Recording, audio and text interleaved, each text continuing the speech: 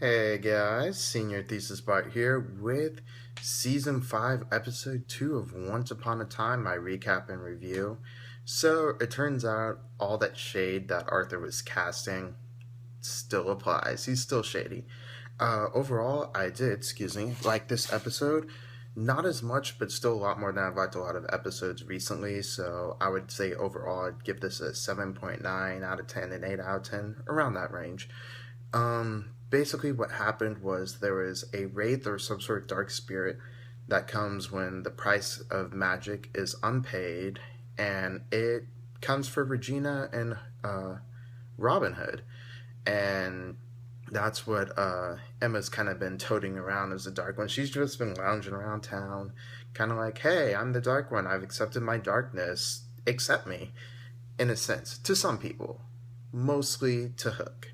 And that was kind of nice to see Hook fight the fact that he loves Emma, but also the fact that she's not who she was, and he wants to save her, but she doesn't feel like she needs saving. So that was kind of a interesting dynamic. Regina was on point again this week. She's hilarious. I like this type of Regina, but also in the flashbacks, because she announced herself as a savior, Sir Percival from King Arthur with myth and lore came back and recognized her as the evil queen and tried to kill her, or almost killed Robin Hood. I always want to say Hook. It's Hood and Hook, but Robin Hood. And that was an interesting twist because it proves that Regina's past will always follow her.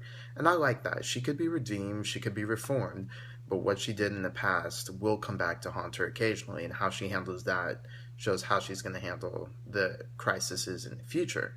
So that was really nice. Her and Emma in the flashbacks had some nice moments. Henry's first crush was hilarious. So he liked a girl, and Snow White pointed that out. And then David, Prince Charming, was just like, on it. And he gave him like some pretty cool advice. So I thought that was funny. And then when Regina sees Henry hanging out with a girl, Regina's like, "Who is that dancing with my son or hanging out with my son?" Because she was about to like go destroy that girl. It was hilarious. Violet, not the best child actor, but still impressionable. So it'll be fun to see how that develops for Henry. He's given something to work with.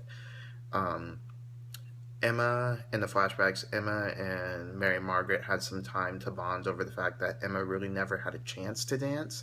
So that was really cute and kind of a mother-daughter moment I've wanted to see. Snow and Charming teaching Regina to dance, because Regina never had a chance to dance either, was also really kind of cute and familial. Uh, so it was the little moments in the episodes, the little intimate moments that actually made this episode a lot better, not the big pieces, because the plot, something big happens in Storybook, they have some trauma stuff, and they destroy it, and they move on to the next big thing that's going to happen. It's simple, it's formulaic, they've done it again. So I don't really feel like that's worth addressing. Some points about that though, it's twice this episode, and I feel like it's pretty recently because it already happened in the premiere as well, that Robin Hood's been actually kidnapped or the target of kidnapping. I'm sick of that.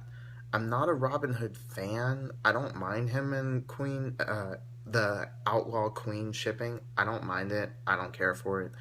So, but I'm just not a fan of him.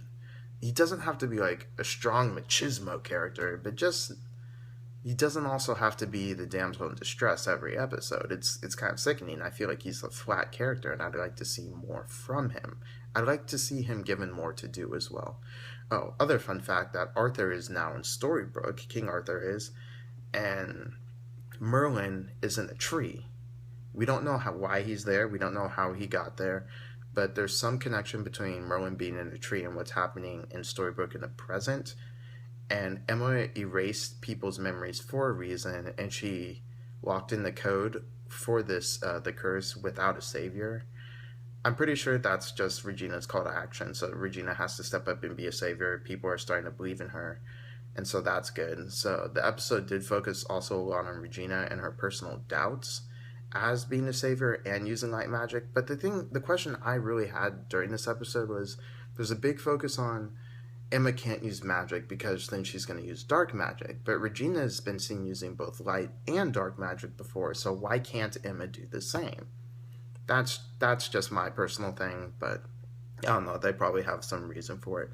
Also, the title of the episode was called The Price, and it's a callback to magic always comes with a price. That's what they're fond of saying. And so we actually see that it's not something Rumple came up with, it's something that's always existed.